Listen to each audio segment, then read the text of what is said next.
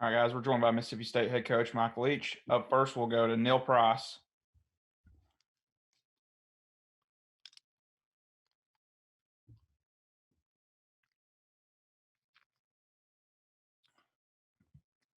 All right, and said we will open with Ben Portnoy. Mike, when you look at your performance tonight and what you guys were able to do, I mean, how much of tonight is kind of a culmination of what you guys have wanted to do as a team and in a complete 60 minutes? Well, I thought we've had it in us, but as far as getting everything kind of congruent, I think that's been the challenge, and it was a challenge tonight too because um, again we had kind of a skeleton crew out there, but I was very proud of how hard they played. I thought we executed well. We also had some world class bonehead football on all three sides of the ball. Um, but I would have to say the thing that I was most impressed with, I thought we competed hard throughout. And if you compete hard, you can overcome some of the bonehead stuff. And then some of the basic execution stuff becomes more explosive. And just in terms of the ebbs and flows of this year and what kind of the ups and downs, I guess for a game like this, what does this do for you guys as a team just to have a win like this and to come out and win kind of resoundingly? Well, we're excited. Our team's been excited to play from the beginning. I think there's probably some confidence to be drawn from that, certainly from the film, and because there were some very good plays in this game. Some um, very competitive plays where guys just played really hard, and I felt like our guys did play like they wanted to play more. I mean, if this game went into extra innings, so to speak, I think we would have liked to have kept playing. But I think that uh, I think part of it is just the whole execution, getting used to the guy next to you, and it's been a gradual process, and we're certainly not there yet. I mean, if you saw some of the plays I saw out there to the negative, no, we're not there yet. But we took a step today. All right, up next, we'll go to Neil Price.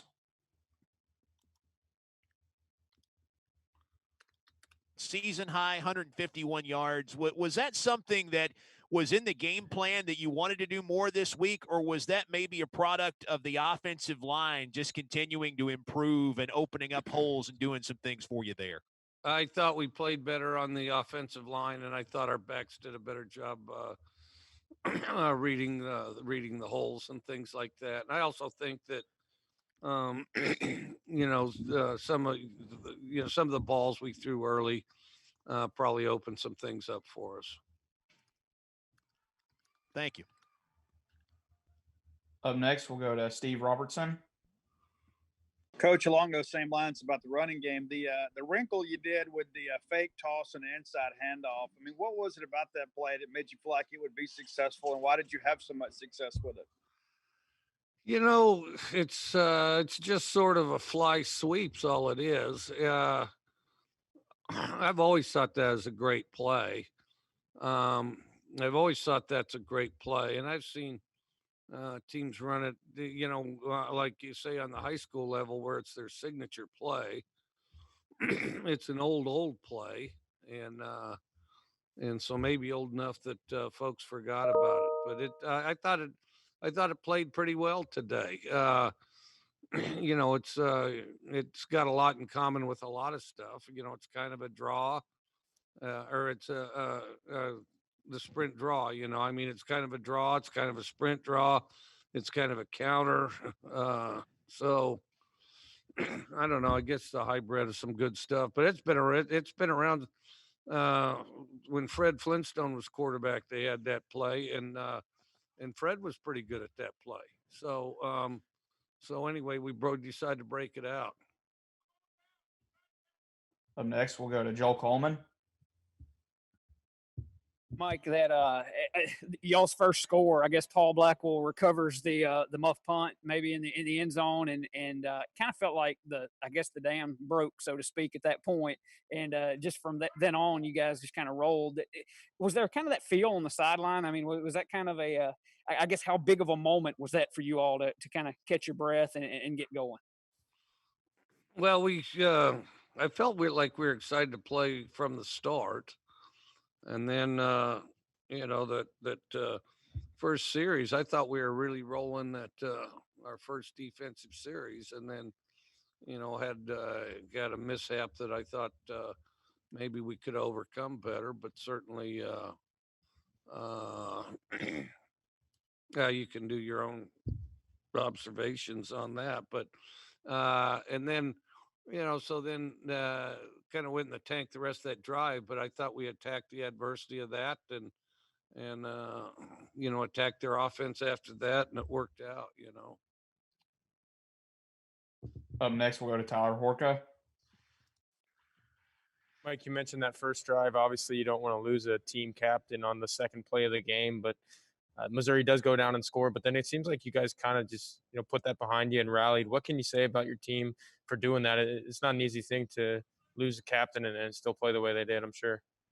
I was proud of the way they played. I thought they played competitively, and that's the thing is we have been competitive really all year in practice. Practice hard, play hard. We just do it incongruently. We just do it in spurts and sort of segmented. I mean, we're a young enough team as it is, and then when you have all kinds of contact tracing and all that business and interruptions, then then it splinters it further. So I think sometimes it's tough to get a 10 over the circus when that happens. And so then I thought that, but we have been making steps that way, and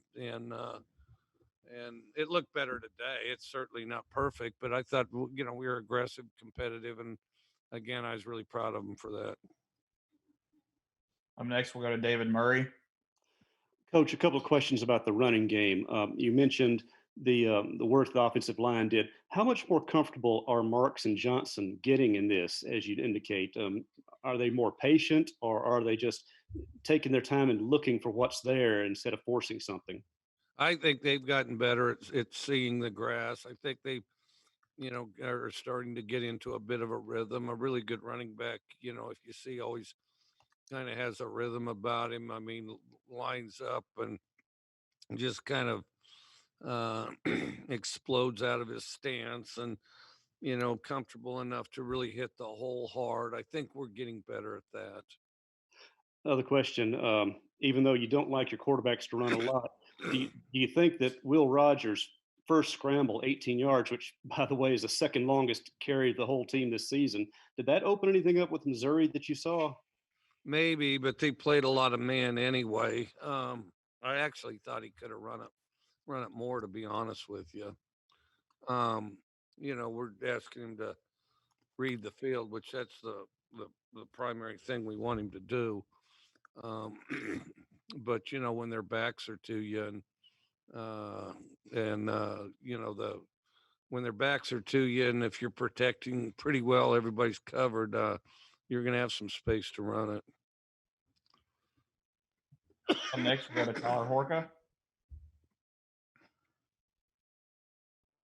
I don't have another. I think you already got me, Josh. Okay. We'll go to Bradlock then.